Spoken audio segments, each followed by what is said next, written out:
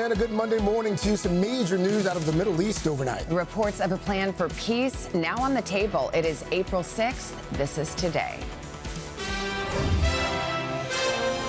Breaking overnight, a potential ceasefire proposal to pause the war with Iran and reopen a major oil shipping route after President Trump makes a profanity-filled threat to destroy Iranian power plants and bridges, and with yet another new deadline. The very latest on that, plus new details on the dramatic rescue of those U.S. airmen deep in Iran. It speaks to the courage, the bravery, and the commitment to service of our armed forces.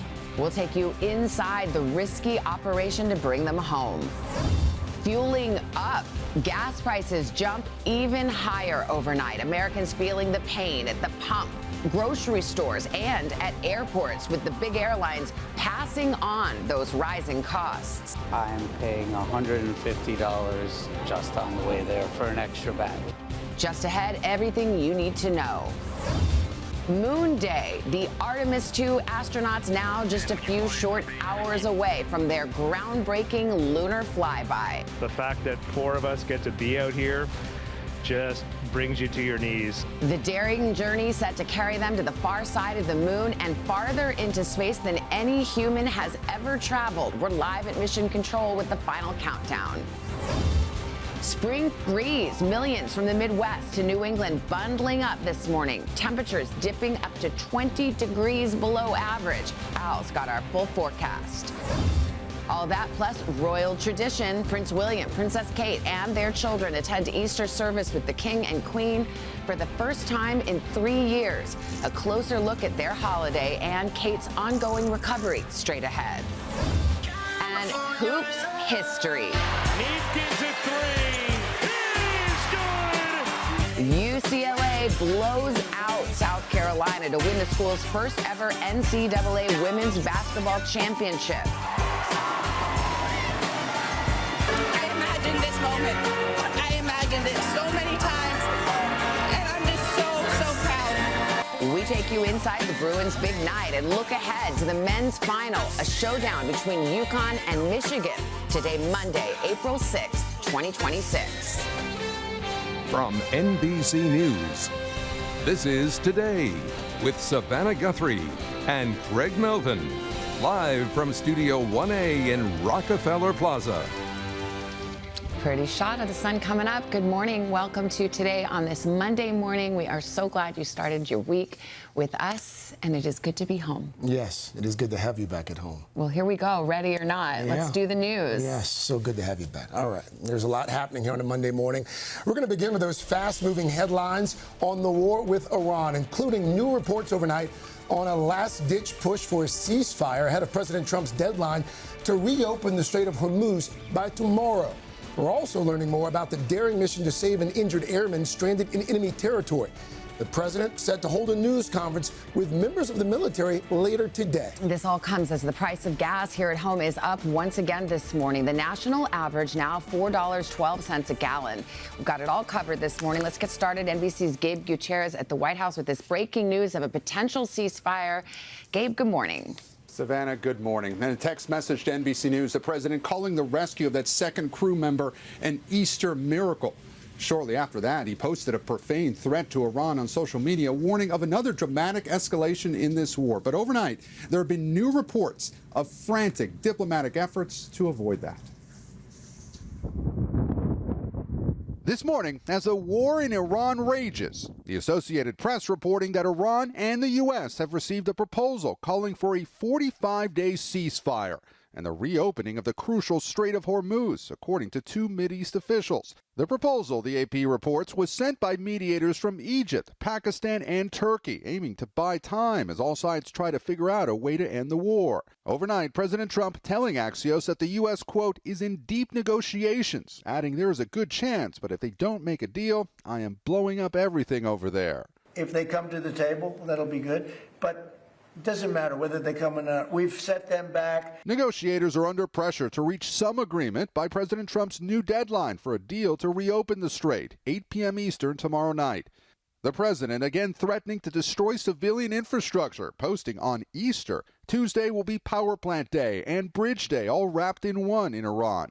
There will be nothing like it.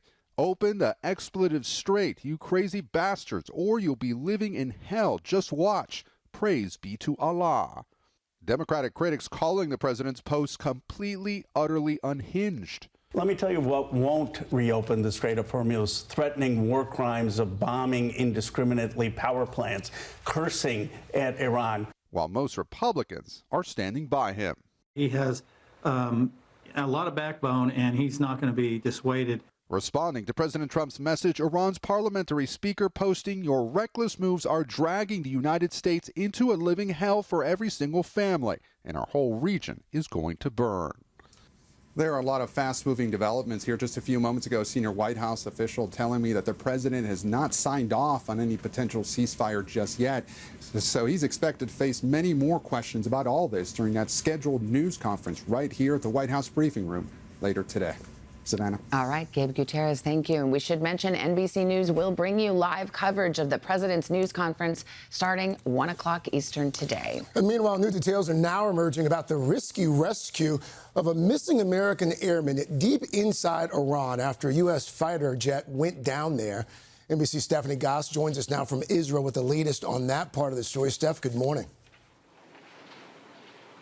Hey, Craig, good morning. I want to show you this. There has been a life or death scene unfolding here in northern Israel. This apartment building was hit by an Iranian rocket and completely destroyed, and the Israeli military has been there throughout the night. They tell us they have removed 4 bodies from the rubble, and a number of other people have been injured.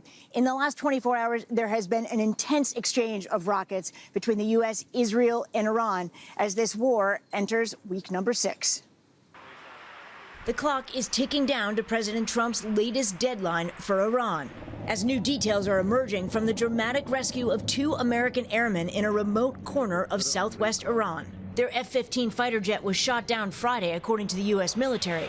The pilot recovered within hours, but the weapons officer, a colonel who was seriously injured, had to hide in a mountain crevice, according to President Trump's account, waiting for help for more than 24 hours as the Iranians searched the area, placing a bounty on his head. A senior administration official says the U.S. knew where the airman was, but needed time to plan the dangerous recovery operation. The CIA spreading false reports that the colonel had already been rescued in an effort to confuse Iranian officials, so hundreds of special U.S. forces and dozens of aircraft could pull him out.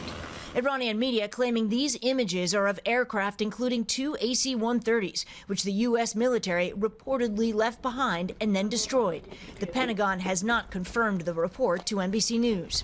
2 U.S. officials say an A-10 Warthog was also shot down during the rescue of the airman, that pilot ejecting over Kuwait, and that 2 additional American Black Hawk helicopters came under fire, suggesting Iran still has air defenses.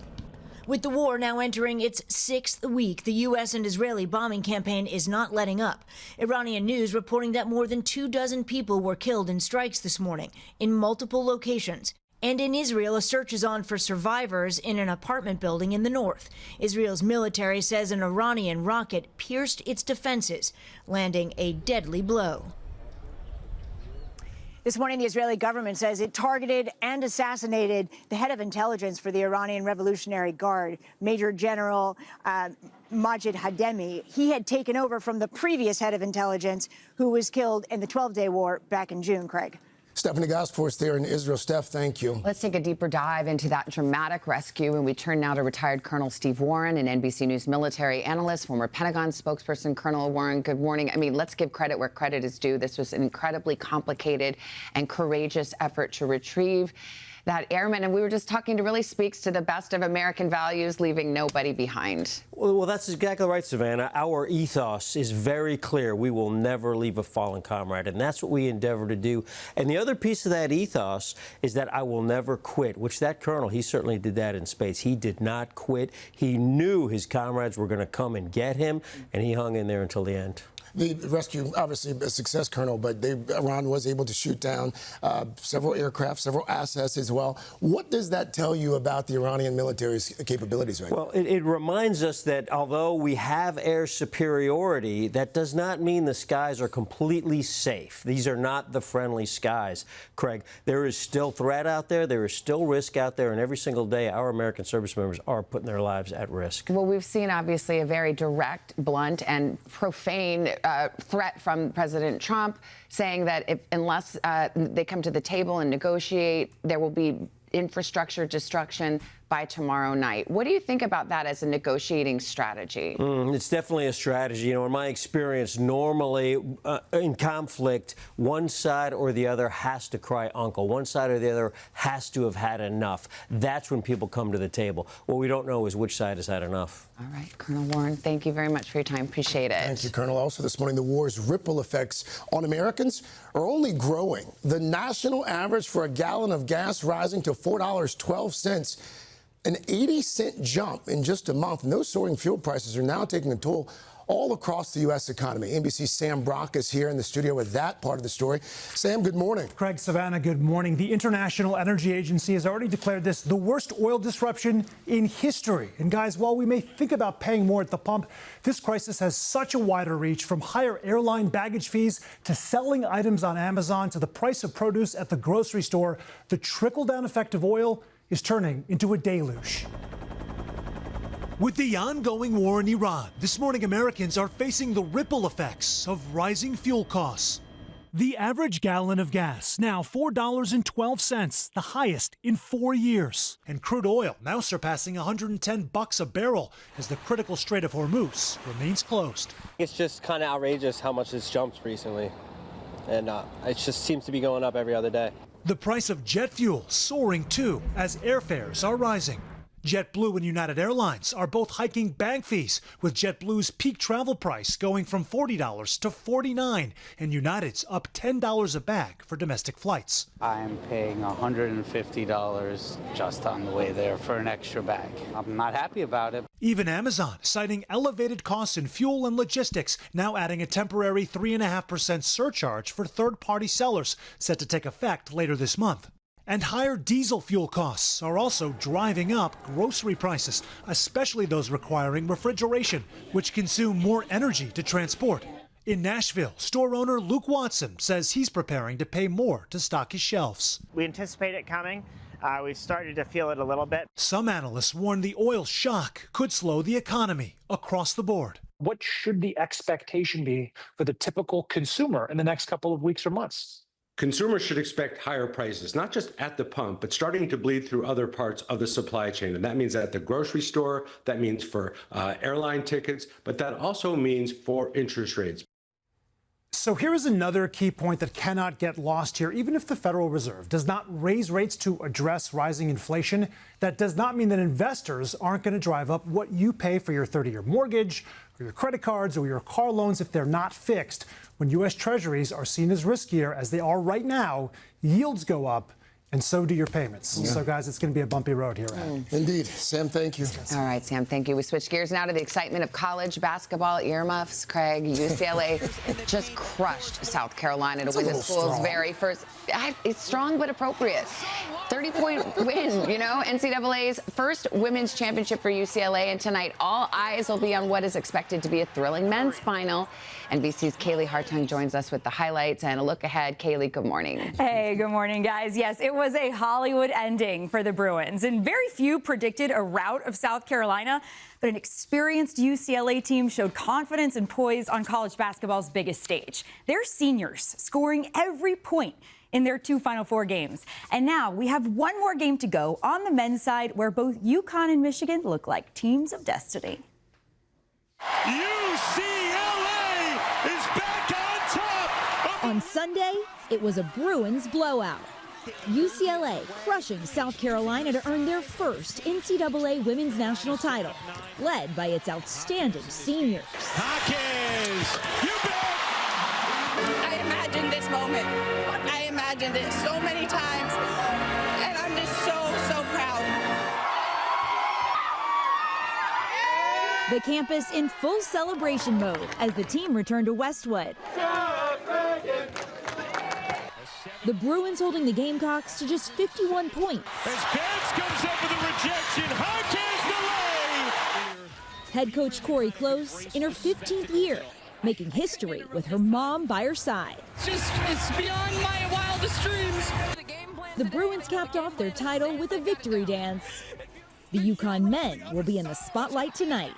Oh, big finish! after eliminating Illinois on Saturday. The second-seeded Huskies will face the #1 seed Michigan, who knocked off Arizona in a dominant win, securing their place in the final.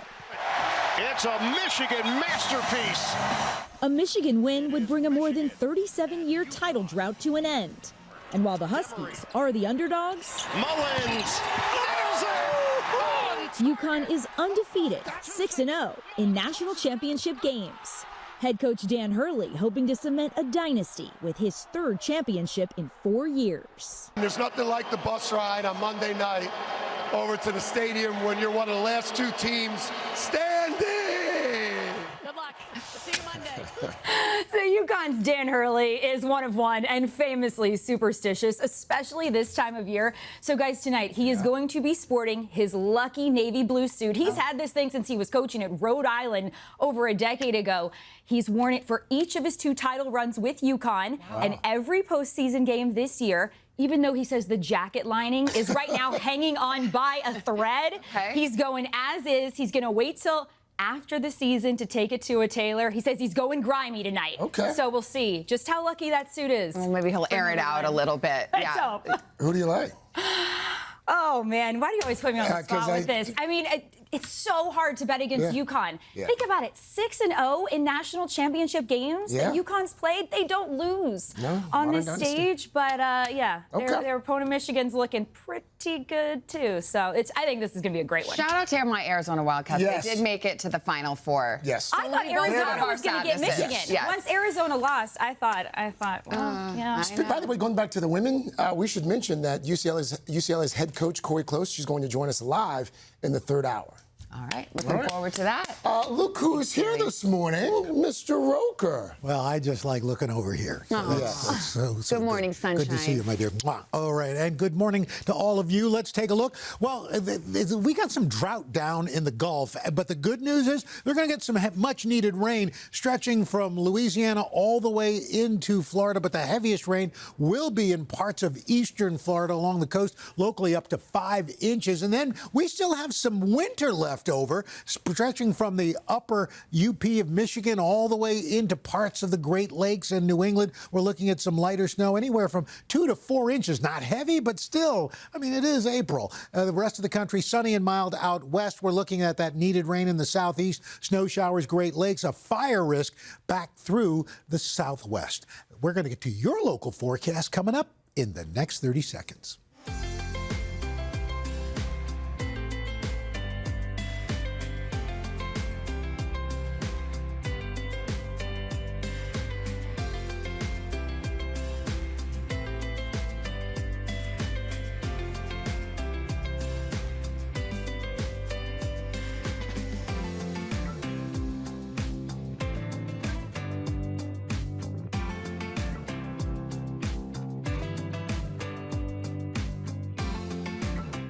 And that's your latest weather. Savvy? Al, thank you so much. Coming up, countdown to history, the Artemis II crew now just a few hours away from their unprecedented loop around the far side of the moon. And NBC's Tom Costello is live at Mission Control in Houston to bring us the very latest. Oh, he's got props, too. Also ahead, our inside look at Easter Sunday with the Royals. William and Kate stepping out at a special service with their family for the first time in 3 years. But first, this is Today on NBC.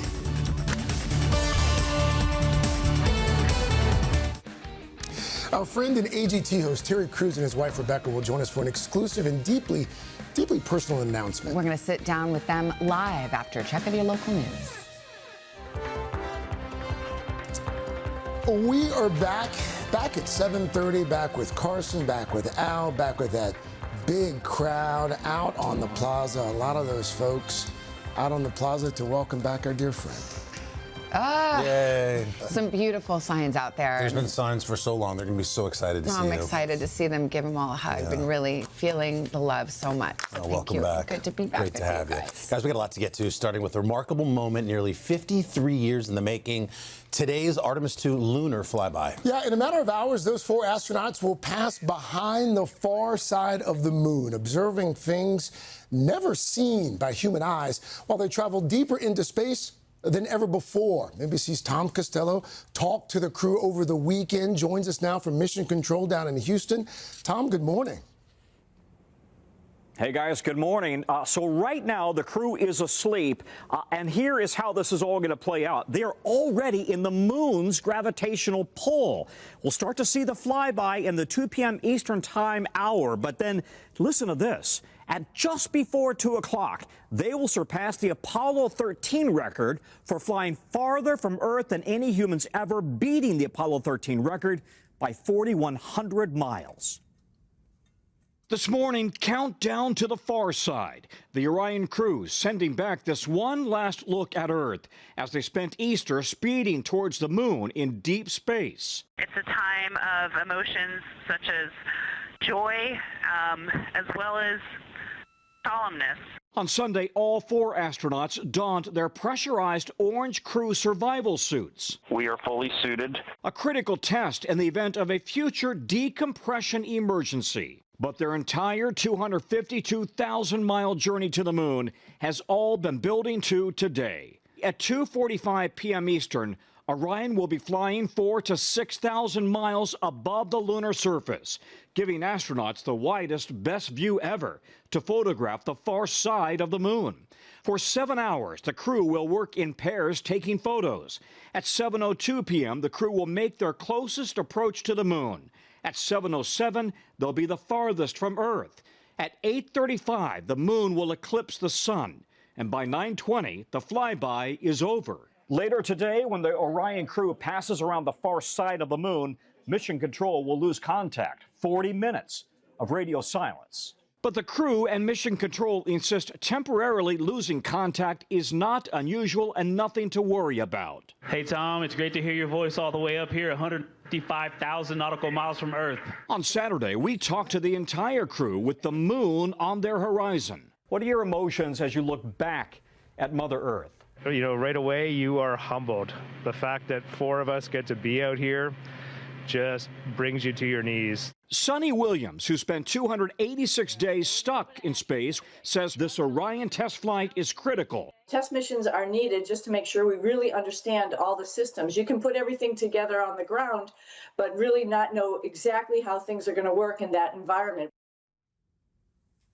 Yeah, and again, a reminder that this is all about setting the stage to land on the moon, hopefully in 2028. Let's explain one thing. You know, yes, the Apollo astronauts did fly around the far side of the moon, but they were so close to it, they could only see what was right out their window, right? So now you've got the Orion crew that's going to be 4,000 to 6,000 miles out. They'll get a big, wide view with fantastic modern-day cameras to photograph everything. And one last note, Jeremy Hansen, the Canadian who's on board, officially won his astronaut gold wings yesterday in a ceremony on board the station. He was the only astronaut who'd never been to space before, you guys. Oh, that's pretty cool. All right, Tom Costello. Tom, thank you. Thank you, Tom. We want to bring in former NASA astronaut Mike Massimino. Mike, good morning to you. Good morning. So this drive-by of the far side of the moon, which brings back memories for your dorm room, doesn't it, with that Pink Floyd album? Yeah, Dark Side of the Moon. But anyway, back to business. What do we expect today?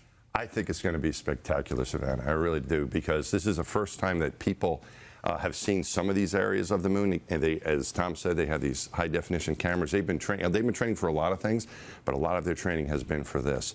So they'll be looking for craters, for difference in the surfaces, different colors, checking out the moon in a detailed way as much as they can. And they'll be taking shifts. It's going on for 6 hours. So they're going to be on for an hour, and they're going to be relieved by 2 other crew members, and they're going to be switching back and forth. Toward the end of this, as luck would have it, based on where they launched, they're going to get an eclipse of the sun by the moon for about an hour. Wow. Remember the eclipse you guys covered? We were on about 2 years ago? Yeah. So the moon is going to be blocking the sun, and they'll be able to see that ring of fire around the sun, so they can study the sun and the moon at the same time from that vantage point. And I think the way they're going to describe it, as you've interviewed these guys, right, they're very eloquent in the way they describe things. So I'm really looking forward to the way they describe the experience and the pictures that they'll provide for us that we've never seen before. It's really amazing to think that you're going to have the 4 human beings that are going to see something that no human being has ever seen before, besides that amazing view. Yeah. What else are they going to be doing in terms of the mission over the next few days, Mike? One other thing to add is they're going to be going further than astronauts have ever gone. They're going to break a distance record that was set by Apollo 13. So they're going to be further than anyone else. The other things that they've done and that they're going to continue to do is checking out the spaceship, making sure Orion works the way it should, all the systems, coming back with lots of comments on the toilet, the food, the sleeping, the exercise. I think it is, the last I heard. But they're going to come back with comments about that. Also, the study of the human body that far out in deep space. And we haven't had people there in so long.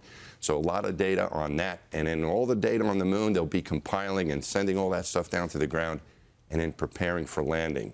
So we got to get them back, right? So they're probably going to have some rest inserted in there as well. You want to be rested for that activity.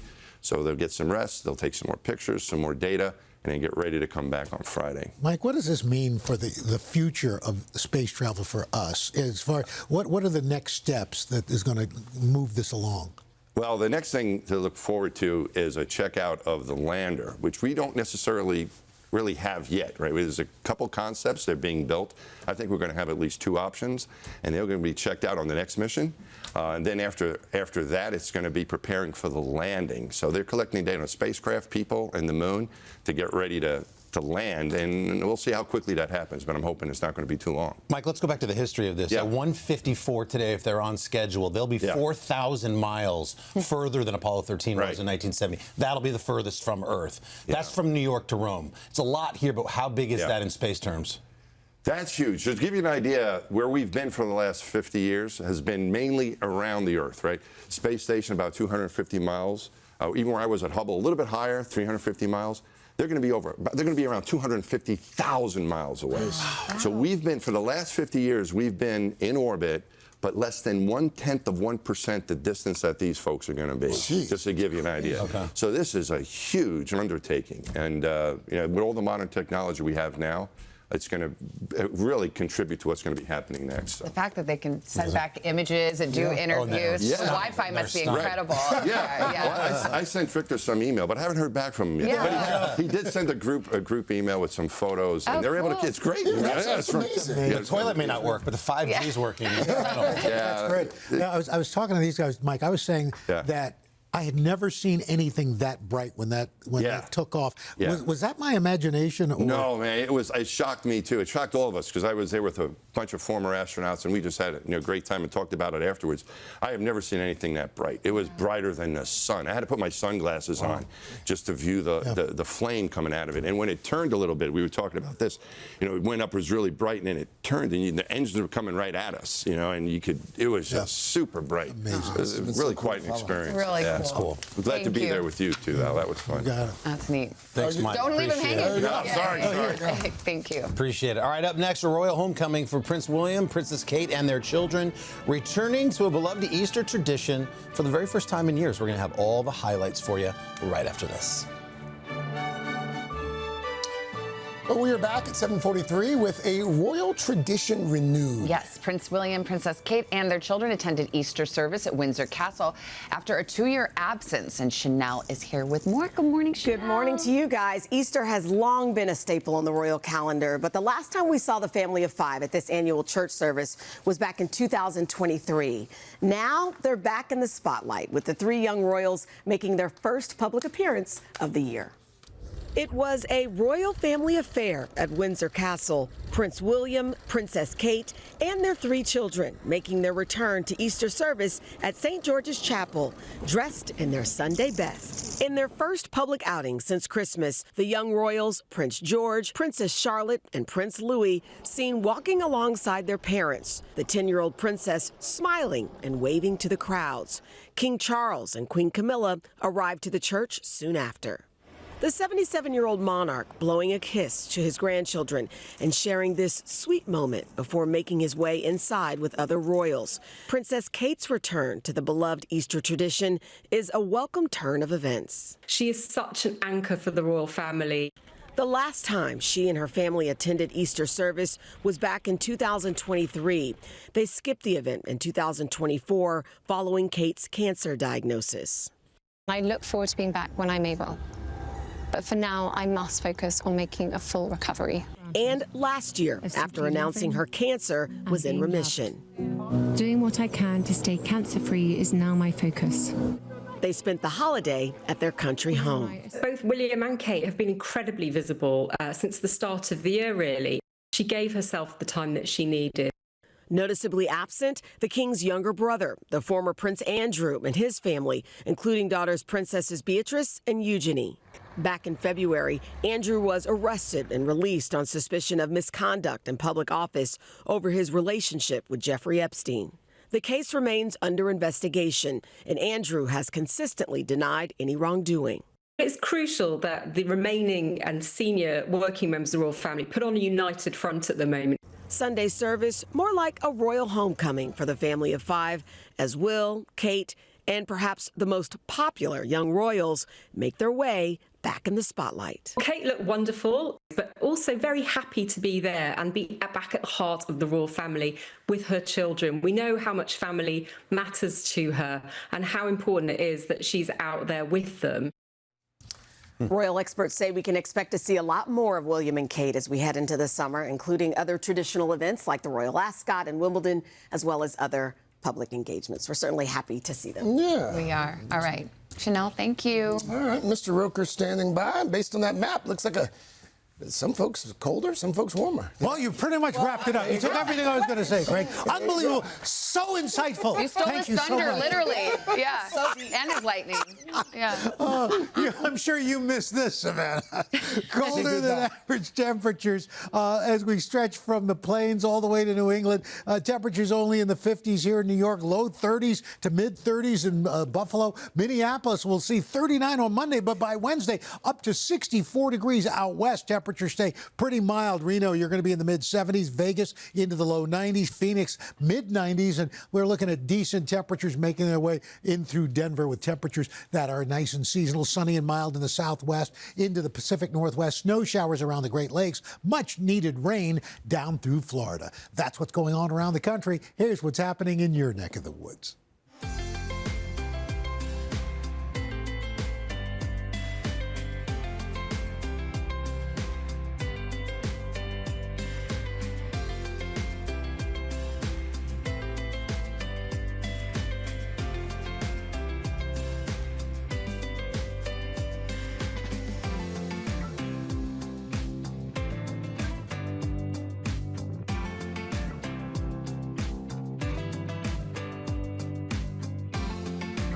And that's your latest weather. Carson? All right, Uncle Al, thanks so much. Coming up, we got Pop Star Plus. Jenna's here to deliver us a boost. Yes, you guys, I'm delivering it to you. Parents, if you've tried everything to stop a tantrum, apparently there's just one name to call. We'll explain the viral hack taking over social media. But first, these messages.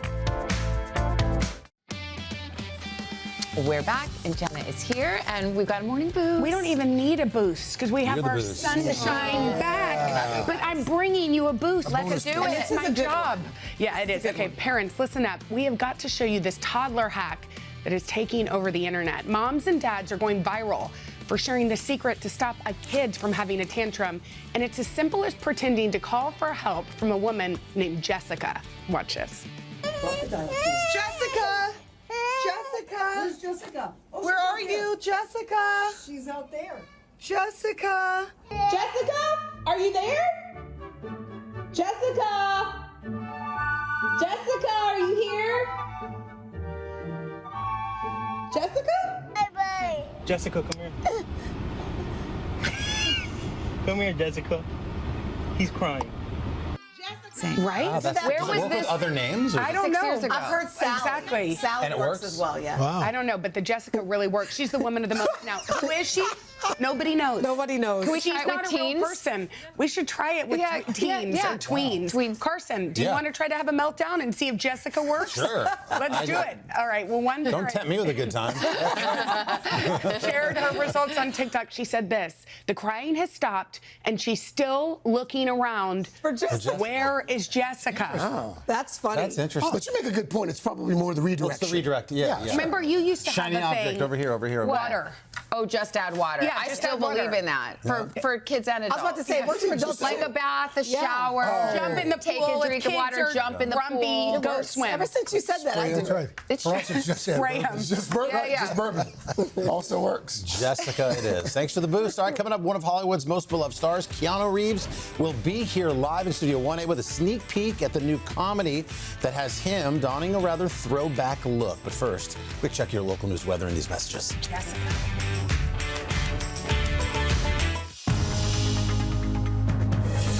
It's 8 o'clock on Today. Coming up, breaking overnight, word of a potential ceasefire proposal to pause the war with Iran and reopen a major oil shipping route. Plus, new details on the daring rescue of those U.S. airmen shot down deep inside Iran. We're live with the latest.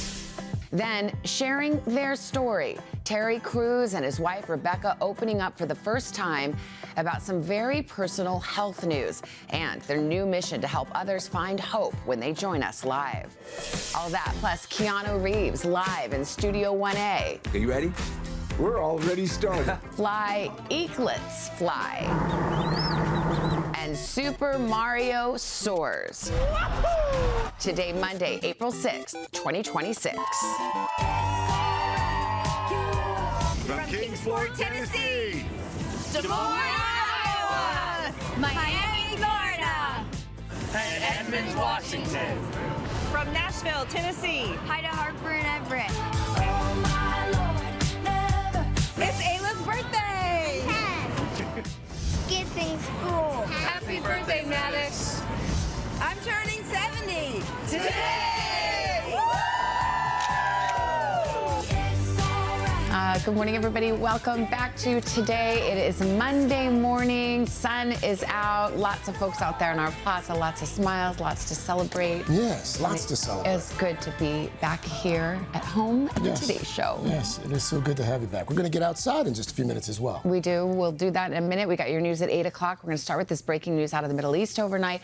A potential ceasefire proposal now on the table, and it comes as President Trump threatens U.S. attacks on Iran's infrastructure if the Strait of Hormuz is not reopened by tomorrow. We'll get the very latest now. NBC's Matt Bradley in Jerusalem for us this morning. Hi, Matt. Good morning. Hey, good morning, guys. So it's Holy Week here in the Holy Land, and Jerusalem's Old City should be packed. Instead, Israeli security restrictions amid that ongoing war with Iran have emptied it out. This morning, a potential proposal aimed to stop the fighting in the Middle East. The Associated Press reporting that mediators have presented Iran and the U.S. with a proposal calling for a 45-day ceasefire and the reopening of the crucial Strait of Hormuz, according to two Middle East officials, after President Trump, in an expletive-laden post on Truth Social on Sunday, said Iran has until Tuesday to reopen the Strait of Hormuz, or new U.S. attacks will target Iran's infrastructure. The warning follows the dramatic weekend rescue of two airmen whose F-15 fighter jet was shot down over Iran Friday. U.S. forces quickly recovered the pilot, but needed hundreds of special forces and aircraft to find the weapons officer who hid in the mountains. Iranian media says these images show two AC-130s the U.S. military left behind and then reportedly destroyed in the operation. The Pentagon has not confirmed the report to NBC News. As fighting continues throughout the region and Iranian strikes hit the Holy Land, this year's Holy Week looks different. Israeli authorities have restricted gatherings to fewer than 50 people. During the Mass, when we pray for peace, there's the sounds of explosions in the air. For the past month, Anthony Giambroni, an American priest in Jerusalem, has celebrated Mass in a hallway. So it's our makeshift shelter, and because we just didn't want to deal with the constant sirens, we bring an altar in here. But this Easter, they decided to risk celebrating Mass in their main sanctuary. It's Easter Sunday, and there's barely anyone here. Father Giambroni said he worries leaders are exploiting religion to wage war. Armed with faith, his small flock is fighting back with a message of peace. No one here is afraid of death, and it can make its noise, but it doesn't scare us. A senior administration official tells NBC News that plan is currently just one under consideration, and President Trump hasn't made up his mind yet. Savannah? All right, Matt Bradley, thank you. And NBC News will bring you live coverage of the president's news conference starting at 1 o'clock Eastern today. At least 18 people were hurt after an alleged drunk driver slammed into a crowd in Louisiana. It happened Saturday as revelers gathered for a parade celebrating the Lao New Year. Officials say it did not appear to be an intentional act. The driver, 57-year-old Todd Landry, was taken into custody. He faces a list of charges. Now to a remarkable close call for a small plane in Pennsylvania. Dashcam video captured the moment. It made an emergency landing. Look at that on the interstate. This happened just outside Allentown. 2 people on board at the time. Thankfully, the plane did not hit any cars. Nobody was hurt. The pilot reported some kind of engine problem. The FAA is now investigating. And some good news out of Southern California this morning. America's favorite eagle couple, Jackie and Shadow, welcomed another pair of eaglets to the family this weekend. The first egg hatching Saturday night, the second one Sunday morning. This is the second time in about 13 months that Jackie and Shadow have welcomed 2 babies into the world. As per tradition, the eaglets will be named in the coming weeks through a vote by local 3rd graders. Jackie and Shadow have been getting busy in that nest. Yeah, we're busy. All right. Yeah, good for them. Listen to some baby making music, I guess. All right, what's the news? Let's get Carson over Pop Start. Good for them. All right, guys, Pop Start is coming up, and it's packed this morning, including a major update on the long-awaited Spaceballs sequel that we've been talking about forever. We've got that and a lot more coming up. I'm warmed up. Spin it again, Terry. Go ahead, give it another spin. Whew. Terry, I gotta ask, is there anything you want to say to everyone at home? Well, I need some brownie points. Hi to my wife, Rebecca. Love you. Brownie. We are back with that sweet shout out from America's Got Talent host Terry Crews to his beloved wife. For more than 36 years, they've been by each other's sides, raising 5 children and navigating Terry's careers, first in the NFL, then in Hollywood. Rebecca finding her own success as a singer and fashion designer. Well, this morning, they are here to share, for the first time publicly, that Rebecca is living with Parkinson's disease. Rebecca, Terry, good morning to both of you. Good morning. Good morning. Thanks for being here.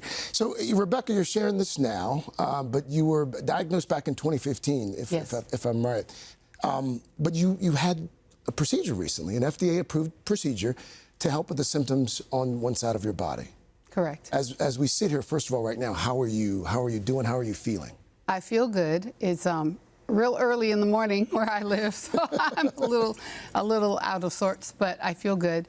I'm able to write my name and my dates, and I'm able to write with my right hand for the first time in probably 3 years. Wow. And I can do a port de bras on my right leg, balancing on that leg. So I'm seeing improvement in my symptoms. I'm still in recovery. They say it's about 3 months of recovery. So as you recover, you see more improvement. This is some video of what you were like before the procedure. Yeah, with no medication at all. With no medication. For 3 days. And you're going to have the second procedure in September with the hope of treating the symptoms for the other side of your body. How is it, this new life that you've been able to sort of create because of this procedure? I'm still figuring it out, to be honest, because part of the procedure is to improve symptom. So you're improved on one side, not on the other. So it can make you feel a little more aware of the other. However, each day that I do things, I'm aware of the benefit that's already been to me on the one side of the body. So I'm looking forward to doing the left side. Why come forward now? Why share this story with the world? Well, 2 reasons. One is that I don't believe in telling my story just so you can know my story and feel sorry for me. I really believe that this procedure and others like it are the new frontier of medicine. They were able to go into my brain without cutting me open. Non-invasive? Non-invasive at all. It's very, and this focused ultrasound is used to treat many other types of tumors, cancers, without the risk of bleeding, without the risk of dying in surgery. So I'm excited about the possibility. And then I felt that I wanted to potentially make it more available to others because it's an expensive surgery. It's not covered yet. And just to give hope to people with Parkinson, because I believe that we're going to find a cure. That's right. Terry, both of you have been very honest over the years about the highs and the lows. What's it been like helping your wife navigate all of this? This is the thing. I see this as the beginning of a cure. And because to watch her go through what she's gone through over the last 10 to 12 years, it's been very, very hard. The tremors, the not sleeping, the loss of balance. Like she said, to watch her write her name for the first time in 3 years. Let me tell you, man, I don't know what to say. I'm choked up just thinking about it because I want the best. She's the rock of our lives, and I just want her. I just want yes, her. I am. She's a superhero, and she did not want pity. She did not. That's why she didn't want to tell anybody before. But now, because of this procedure and because that people don't know about this, she said now's the time to tell, so you can help someone else who can take advantage of what's out here, the technology that's out here right now. In terms of the relationship, the dynamic, what have you learned from this guy over the last few years while you've been navigating all of this?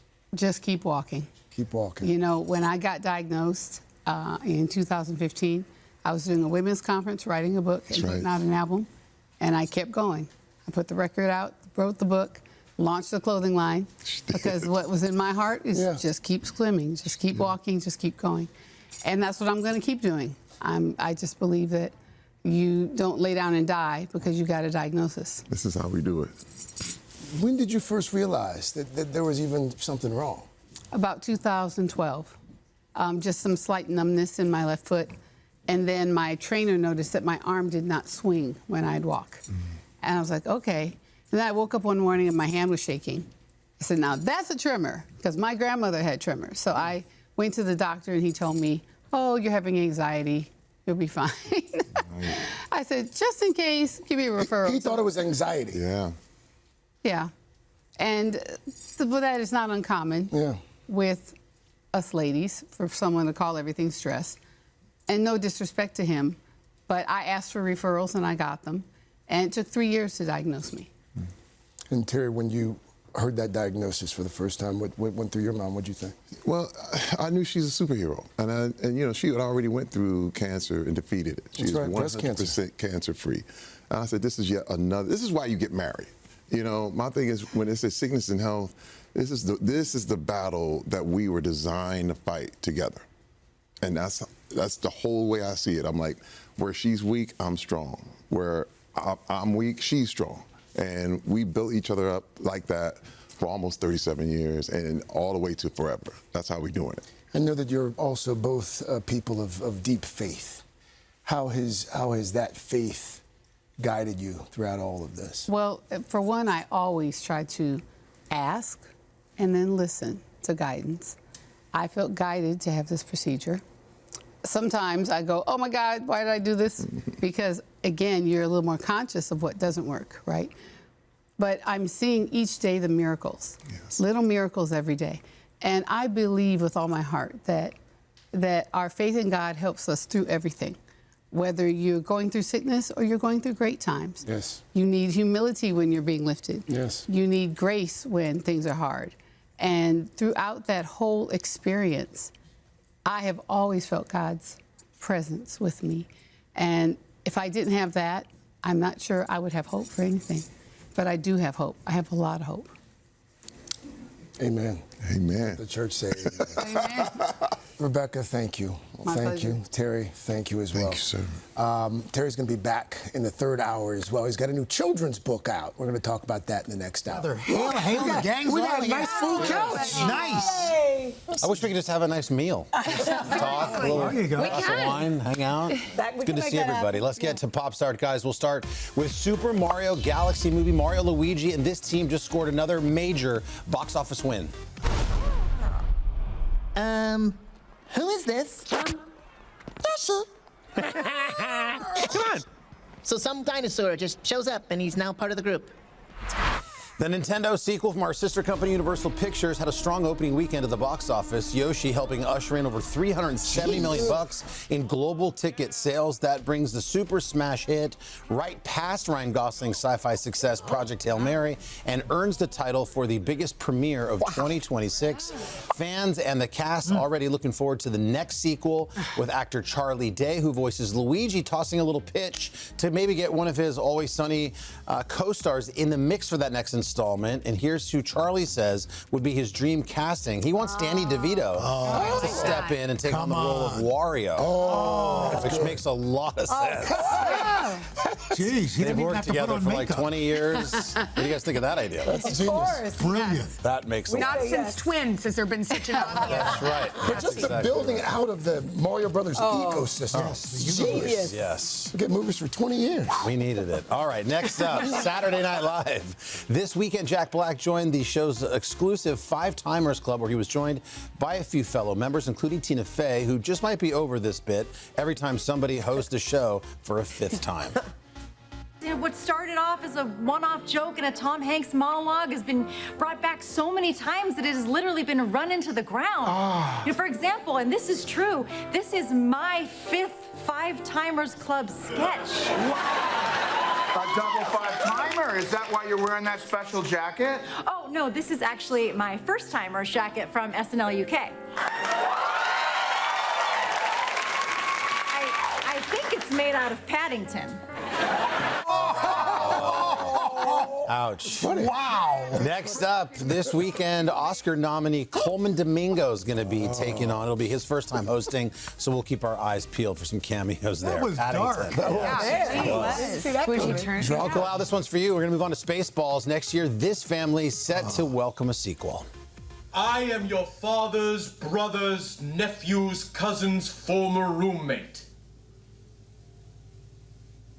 What's that make us? Absolutely nothing. Okay, Eagle. Well, we've been talking about this one for a very long time. Josh Gad has been working on the sequel to the beloved Mel Brooks comedy. The studio now just revealing the release. Spaceballs 2 will hit theaters almost 40 years since the original. Mark your calendars. It is slated April 23rd. 2027. Jeez. Wow. It's so long. Come on. We'll check back in with you. Thanks for the heads up. That's right. Next up, Henry Winkler. Last week, he reposted this iconic Happy Days clip on social media showing off some famously fancy footwear.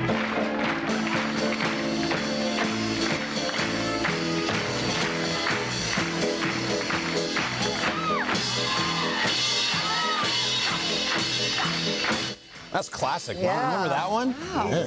What can't the Fonz do? Yeah. Well, Henry Winkler, this Say caught the attention of fellow TV icon Mr. William Shatner, who saw this, jumped online and replied, "I'm sure you can still do that. Do you want me to see if they have any opening on Dancing with the Stars next season?"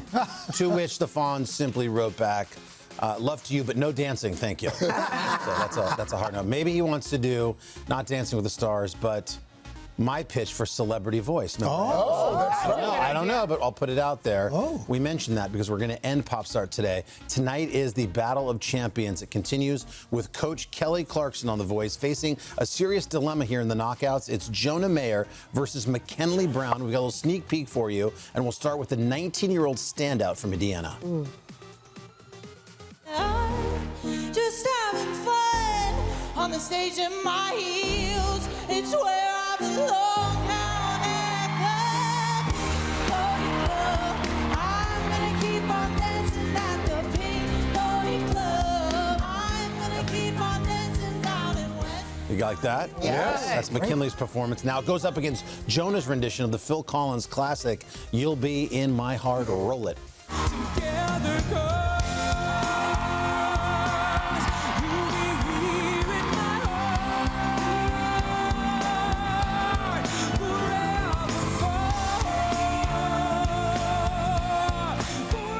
Yeah, this is the round where they pick the songs. Okay. I don't know that one. Yeah, that's a Phil Collins B-side, I think. Well, who's sticking around? That's right. I'm not going to tell you, Chanel, you're going to need to watch tonight to find out. The Battle of Champions. My kids and I watch The Voice all the time. You do, thank you. Spoiler alert, though, because we're not fully caught up yet. Yeah, But it is well, the thank best you. show to watch with your kids. It is one of the few family-friendly shows. We take Yeah. great pride in that over It's there. really at The Voice. fun. Thank That's you. why you're in like season 43. That's exactly right. That's it. That's right. Keep them coming. We are back at 8:30 on this beautiful Monday morning. And it's a special Monday morning for us and for this crowd as well. Special because we're welcoming back our North Star. Yeah. SG, come on out here. Come on back up.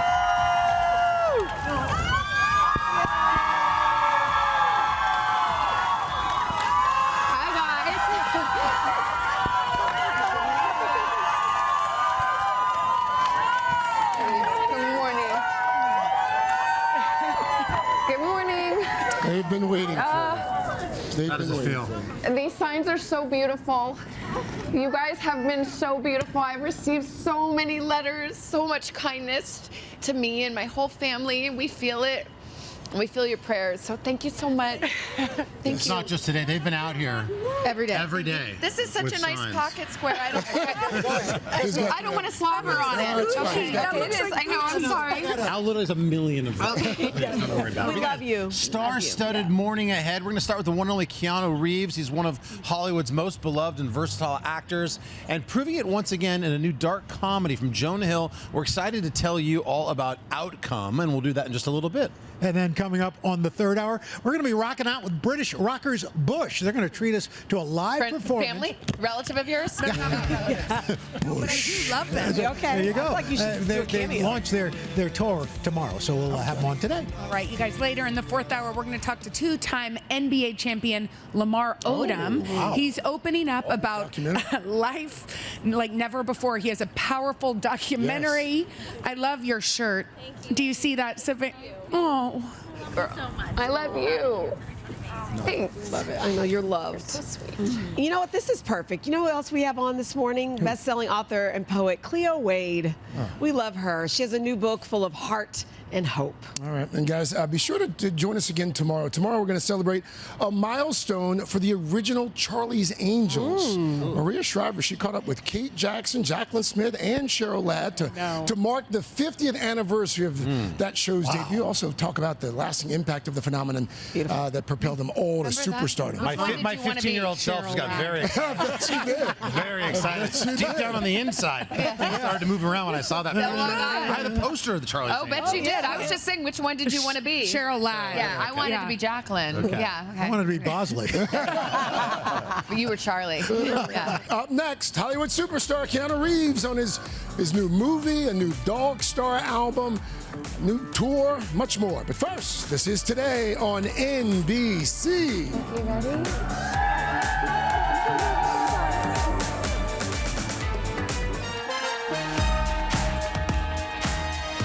And welcome back. For decades, fans have come to know Keanu Reeves as an action star who can really handle it all, from Point Break and Speed to The Matrix and John Wick franchises. But for his latest film, Outcome, written and directed by Jonah Hill, Keanu is flexing his comedy muscles. He plays a beloved actor who wronged a lot of folks in his past and is now looking to make a fresh start. I won't say that I was hiding a heroin addiction from the public, and that my best friends from high school and my insane lawyer helped me cover it up for years, so no one ever found out. That is a really smart omission. Strong omission. Oh, Keanu, welcome back. Thanks. Welcome back. We were just talking about the film. I mean, it's just great commentary on so many things: celebrity, addiction, redemption, all the things. But you called it a comedic cautionary tale. Yes. What do you mean by that? It's funny. Hopefully people find it funny. It is. And yeah, just kind of when you're talking about maybe shame or actions that cause other people harm. This kind of shows some of the consequences of those things, and so maybe there's, hopefully as a work of art that you can be entertained and then maybe take something home and go like, maybe I shouldn't do that. Yeah, or maybe I should go and apologize for it at least. Yeah, what can I do? It's a heck of a cast. I mean, you and Cameron Diaz and Susan Lucci and Jonah Hill. I mean, it's Martin Scorsese. I was going to get to Mr. Scorsese in just a bit, but I want to start with Jonah Hill because he's flat out unrecognizable in this film. Yeah, he's doing some character work. He's playing my crisis lawyer, Ira. And so, yeah, I mean, he did a kind of transformation. He did the teeth, he did the spray-on tan, he did the outrageous clothing, but he also did the wit, the intelligence. And, you know, Jonah's directing it. He was one of the writers. He's producing. So he's got lots of hats. Yeah. But if someone who can wear a lot of hats, it's Jonah Hill. And he's in just about every scene with you. Yeah, you know, great. Martin Scorsese, you mentioned him. When I heard he was in it, I was like, oh, it'll be like a cameo. No. It's not a cameo. Like, he's a major part of this film. Yeah. What was it like sitting across from him?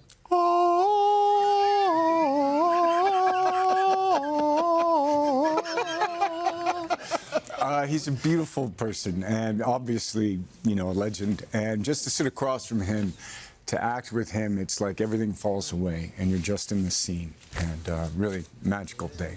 A major theme here is it's making amends. It's this guy who's wronged a lot of people, and he has to go back and.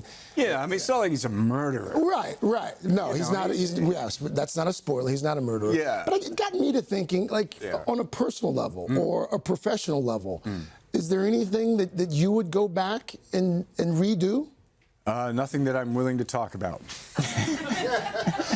Could you perhaps characterize the nature of something that you would want to go back and redo? Absolutely not. Okay. But from that, just you know, there's some lessons learned, and also just some forgiveness, and you know, kind of trying to understand it, and then you know, if there's stuff that you need to speak to other people about, to you know, forgive, heal, you know. Do that. I got to talk about Dog Star before I let you get out of here. How's the Cool, band? thank you. How's the band? Band's doing good. We have an album coming out May 29th. It's called All In Now. We're going to do some touring in the States starting August 1st. The single's out called All In Now. There's a video, rocking, rolling. Hopefully people like it. Does music, does that give you something that acting doesn't? Does it feel some sort of, scratch a different itch? Yeah, I mean, I love the collaborative process, first of being in a band, but also writing music, writing songs, and then playing live. You know, playing live is just super awesome. A little birdie tells me you're also working on a film where there's time travel involved. Yes. You're fighting a shark. Yes, sharks. Multiple sharks. Lots of sharks. What's the name of the film? It's called Shiver. Shiver. I'm shooting right now in the Dominican Republic. Let's see, sharks, time machine, Groundhog Day. Fun. Okay. When's this coming out? I have no idea.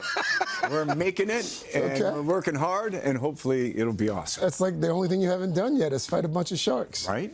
Always a pleasure. Cheers, man. Always a pleasure. Keanu Reeves. Outcome premieres on Apple TV this Friday. Savannah, Jenna? All right, guys, just ahead, Dr. Mary Claire Haver's game-changing guide for millions of women to not only cope, but get this, Jenna, thrive. Is it possible? During perimenopause. You heard it here first. But first, this is Today on NBC.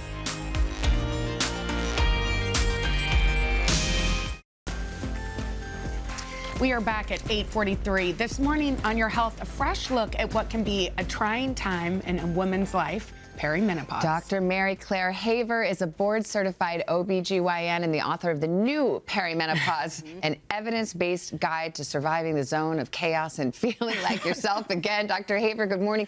The zone of chaos. Yeah, wow. Man, preach.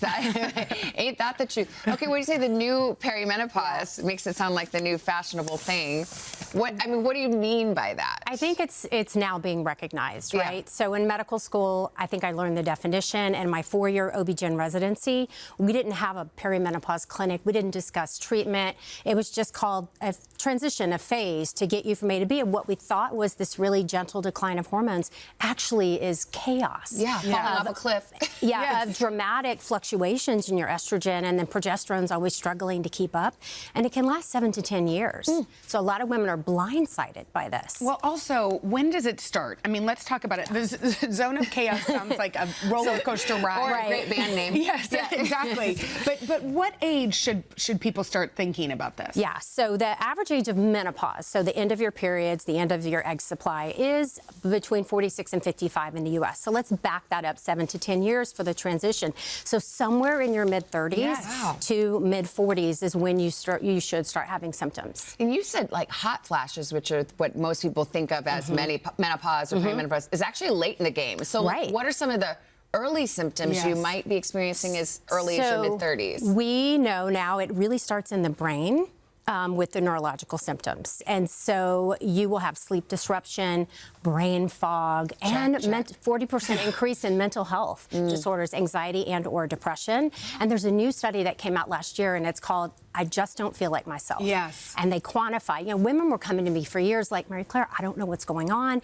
I'm, you know, gaining weight. I'm having palpitations. I'm having joint pain. And, you know, she's 40. And I'm like, you know, we just weren't taught to connect the dots hormonally, but now we know better. We were just talking about the estrogen patch. What are some, you know, things that women can do to manage these symptoms? Right. So hormone therapy is an excellent place to start. And it used to have a bad rap, but that was based on bad science? That was based on a study that was probably misinterpreted, and the risks were overestimated, and really the benefits were underestimated. Fortunately, new science has disproved most of that, so hormone therapy is safe for most women. And we're looking at some combination of estrogen plus or minus progestogen plus or minus testosterone. So estrogen patch is usually a great place to start for a lot of women. But what if you are like in your, let's say, mid-30s or early 40s and you're starting to feel the effects? Is that the time to start with the hormone therapy, or is there something you can do that's sort of an intermediary step? So look at your nutrition. So most women are not getting enough fiber, or most women aren't getting enough vitamin D. You know, we do a lot of blood work in the clinic, not so much hormonally in perimenopause, but really looking, does she have a nutrition deficiency? What's her ferritin? What's her vitamin D level? Is she inflamed?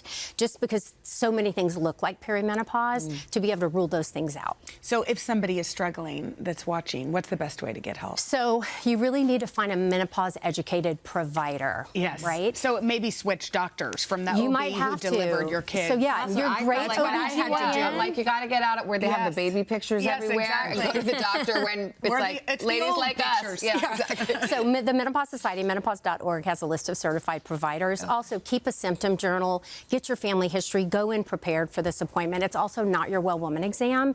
You really should have a specific exam just to talk about menopause. Okay. All right. Dr. Haver, thank you so much. Thanks for having me.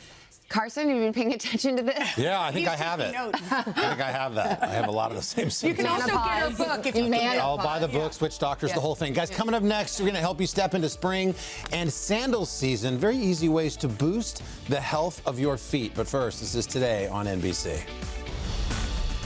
Welcome back. I'm not sure if you've realized this, but April is Foot Health Awareness Month. It seems like just yesterday it was here. We are kicking it off by sharing easy ways to ease pain and discomfort from heel to toe. And here to help us out and keep a little spring in our step is orthopedic physical therapist Karina Wu. By the way, if you want to shop any of these, we invite you to do that. Take care of your feet, everybody. There's a QR code there. Karina, let's get to it. You've brought lots of really good stuff here to help the health of our feet. What do you want to start with the insoles here? Yep, so we're starting with Superfeet. So Superfeet began as a sports science lab in 1977. Okay. So they've been studying insoles since, and this is one of the brand's best sellers. It's the all-purpose cushion insole. Right. So they're amazing. They are, I'm actually wearing mine, but they are great for work, they're travel, for exercise. What do they do? What's magical about them? They're this one's mid-range, so it's going to work with pretty much everyone who's got a foot issue. Okay. So they're going to give you mid-range cushioning, arch support, heel support. They're firm but flexible but very natural. Right. And they're trimmed to fit, so they'll fit every man and every woman. And they are going to work with anyone with foot issues. $34.99. Yes. So if you buy shoes, you pull out what it comes with and yes. you swap it, or you put this on top? You swap it out. Swap it out. You swap it out. Trim to fit. Love it. Okay, what's next? So we've got treatment for dry, cracked heels. This is the Zen Toes Moisturizing Heel Sock. Yep. These are awesome. They're so soft and fuzzy. Yes. There is a gel liner on the inside here that's got jojoba oil, olive oil, vitamin E, and they work with overnight hydration. Love so it. all you need to do is slip this on before bed. They are exposing the toes so they won't make you hot, and Right. actually they feel really cool on the heel. You can use them with lotion or without, and they come in regular and wide sizes. They're hand washable and multiple uses. And these are for men and women. These are great for treatment of dry, cracked heels because they crack and they really, really hurt. So Yeah, they do. I just used mine last night again. Do you get and they- multiple uses out of them? You or get is it a multiple one-time uses deal? out of them. No, And you get wash multiple them and you uses. use them again? Yep, you can, and with or without lotion. 'Cause it And feels you like there's stuff in you there. will wake up with moisturized heels. I'm telling you, you men are going to be taking these from the ladies. Why do you say me? Like you know my feet. You're The right. guys. Well, because normally it's for girls, You right? nailed it. All right, Yes. two good things so far. What do we got next, Karina? So Band-Aids. So this is the blister bandage. This is hydroseal hydrocolloid technology. So the wow. best thing about this is it's really going to create a wound healing environment. So it creates a moist, sterile environment. You leave them on for up to 7 days. They're waterproof. You leave them on. You see the swelling and the bubble underneath of your skin healing. So it accelerates skin healing. So if you've got new shoes and you've got blisters, you've got cuts and scrapes, this is going to help with the healing process. So this hydrocolloid technology is better for creating a wound healing environment. So are these good for just cuts too, normal, any sort of? Any cuts, scrapes, or blisters from Wow. new shoes, especially with spring and summer coming around. Why would you buy a normal Band-Aid when you can get this one? Because this is for wound care. Right. This is a wound care. It's a better advanced bandage. Less than $6, everybody. Break out your phone, hit that QR code, and pick up your brand new Band-Aids. How about some odor busters? So the odor busters are great. This is natural baking soda and fresh scents like lavender and clean burst. And what it's going to do is it's going to absorb odors and eliminate odors, which helps with bacterial growth in the shoes. So they are going to be used everywhere. I have mine in my shoe cabinet, in my shoes. The editors have put them in their laundry hamper. I like gym it in the bags. like you the can mu- use them anywhere. like the mud room or the main room where kids come in and out, a little basket. You say, take your shoes off, throw some of the odor busters in there, and just get in a habit of doing They that. work well, and it's helpful for the bacterial growth in your Oh, shoe. right. Yes. Well, you were off to a great start, Karina. What's next? Oh, I have these, the canes. Yes, the cane, exactly. So I wore mine cane- today. I have this exact shoe. Cane was started by a professional athlete because he discovered how essential recovery is for overall wellness. So these are amazing. I walk around in I these in love my mine. hardwood floors. They are meant for active recovery. So you use them after working out or after being on your feet all day. So this is great for everyone because they've got great cushioning and they've got these raised nodes inside that actually help with foot stimulation and blood flow. These are incredible. So when you get off the treadmill, you pop these on and walk Exactly. around. They it's give like your you foot's support. getting healed. They give you support. They're going to revive you. Yeah. So they've got the airflow, the vented stuff. They've got great traction. They're lightweight. You can wash them and quick dry them. Yeah. And they're made from sustainable sugar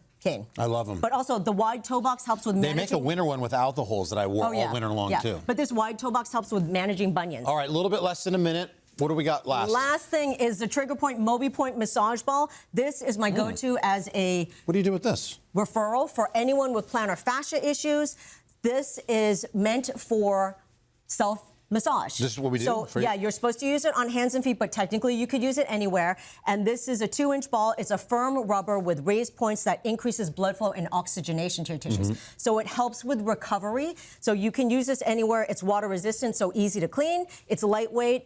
Goes into my travel bag.